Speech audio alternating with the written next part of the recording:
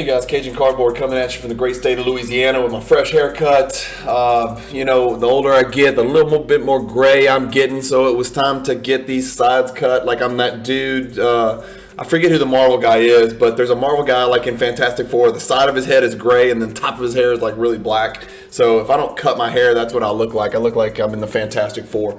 I've decided to start doing mail days with you guys. Hopefully this is something you guys are going to enjoy. Like I said, my purpose on this YouTube channel is either to educate not only you guys who are watching, but also myself. And just kind of share my education process with you in the hobby. So it's either to educate or to entertain. Today is going to be probably pure entertainment, but what I've decided to do is just kind of start bringing you guys mail days. And so I'm a little bit different. My mail days, most of the cards that I purchase, unless they're in raw condition and I intend to send them to PSA or BGS for grading, most of my mail days involve cards being uploaded into my PWCC vault. So I'm going to start just giving you we're going to call it mail days, but most people are pulling them out of packages and whatnot. I'm not going to waste all your time with that. We're going to scroll through some links that I've created with my PWCC vault. Once these cards arrive, PWCC uploads them with high res front and back digital images. And so we're going to do this. I'm going to see if you guys like it, if you want me to keep doing it. Comment below if this is a waste of your time or if you'd rather me cut these out. But I'm going to kind of just take you through a few mail days that I've gotten recently and go maybe 5 or 6 cards at a time in a 10 or 12 minute video and just kind of talk about why I'm buying each card. We're not going to get into details on what I bought them for. You guys can go search comps and figure it out yourself.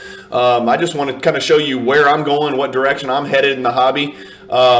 And just kind of what my thought process was in each one. So if you're looking at your screen, again, if you've watched my channel or you know me or you follow me on Instagram, I'm Cajun Cardboard on Instagram, Facebook, and YouTube. You guys know I'm collecting the Precious Metal Gems set. So, the first card in our mail day is this Charles Bow Outlaw, PMG 1997 Metal Universe. I am trying to collect the set. I'm making progress. If you guys are looking at this card and you're not familiar with this set, you're going to probably laugh at the condition, laugh at the label. It's graded authentic because it's probably a PSA 3 or 4.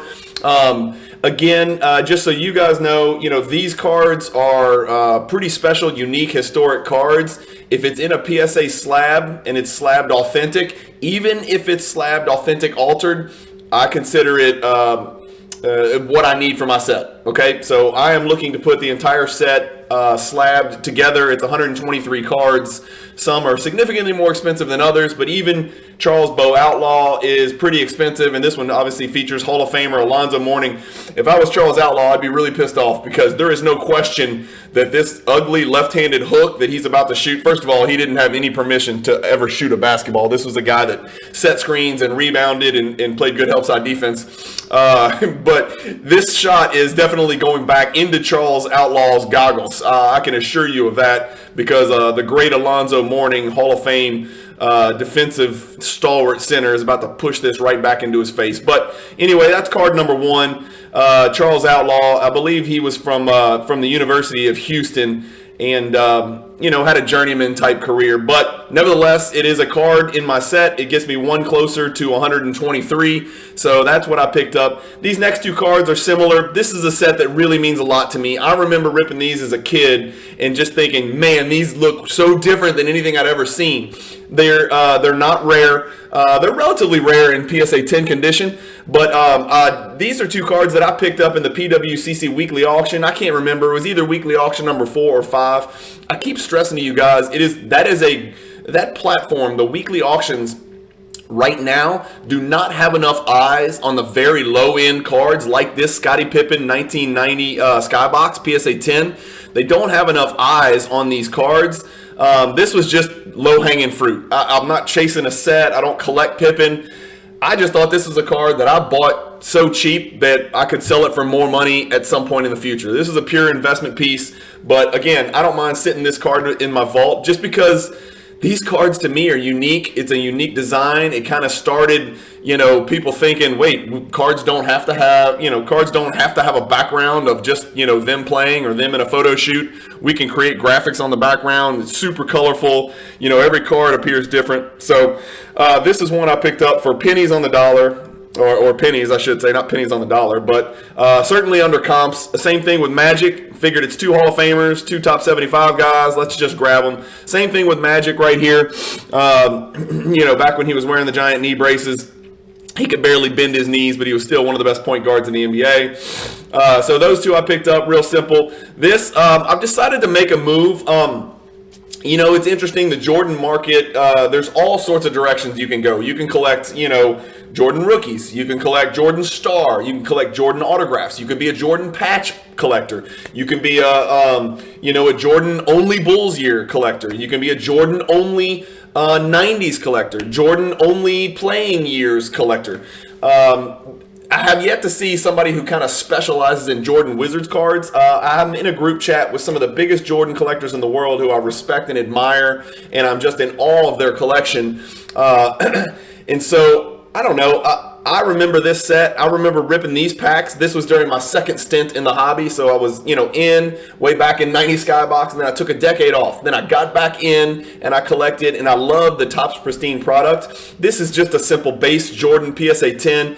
This is a card that I needed to put in my collection just to check a box. But I don't mind, again, it was not an expensive card. It is a Wizards jersey. I know a lot of people don't like that. I've started to pick up some of the Wizards refractors, the Fast and the Furious. That's Topps Chrome, but I've started to pick up, some of the Topps Chrome Wizards insert refractors, even some of the insert base in Wizards jerseys, as people continue in this hobby to get priced out of the super, expensive Bulls refractors. I like the idea of moving into the Wizards refractor category. They're not high pop. They're sometimes just as rare, and sometimes serial numbered, but sometimes just as rare. But again, this is just a base, and so this is a Jordan Wizards move. I'm just kind of dipping my toes in the water, picking up some Wizards stuff here and there. As you guys know, my primary, PC is Michael Jordan, and after that it's LeBron, Shaq, and Giannis. But really, Michael Jordan, is the foundation of my collection. So happy to pick that up. Same thought process here. Not a rare card. It's a silver when silvers were a little bit more rare in 2018. But this was really the first year where Panini started chasing the money. It's a LeBron block card. It's not the block, but it's a block. And Oladipo should have dunked this ball. LeBron was going to track it down and do his thing. But again, not a rare card, but I collect LeBron, and I've started to collect, silver LeBrons. I really like the move on colored early year Prism LeBrons. Really collecting some big cards on that. And in future mail days, you're going to see some of those little bit higher end cards, but this was just too cheap. And again, it was in the PWCC Weekly Auction. I don't think a lot of people were looking for low end cards like this in that auction. And so I decided to grab it because I didn't have it in my collection. And then last one for this mail day, again, same thing we said about Bo Outlaw. This one was significantly more expensive because, in this Metal Universe set, you've got your commons and then you've got your semi-stars. And I consider, Kenny Anderson, Keith Van Horn, Gugliotta, guys like that are semi-stars in this set. And so when you start talking about those guys, and then, again, a PSA 6 is, PWCC does a nice job of showing you, if you can see it on your screen right here, population 1 of 2, just 2 graded higher, right? So again, that's basically, kind of giving you the dope on, just how rare these cards are. So, to have the 3rd best Kenny Anderson PMG red in the world, I think that's worth, the price that I paid for the card. The card's not in fantastic, condition, but a PSA 6 is, honestly, it's about the average grade of a PMG slabbed PSA card. Maybe 5.5 would be the average, so 5s and 6s is what you're looking for. If you've got a PSA 7, or for that matter, a PSA 8, that is an extremely, extremely unique, rare occasion. You will not see a lot of 7s and 8s in PSA. You will see BGS 8s, but in my experience, BGS 8s are PSA 5s or 6s. BGS 7.5s are PSA 4s or 5s.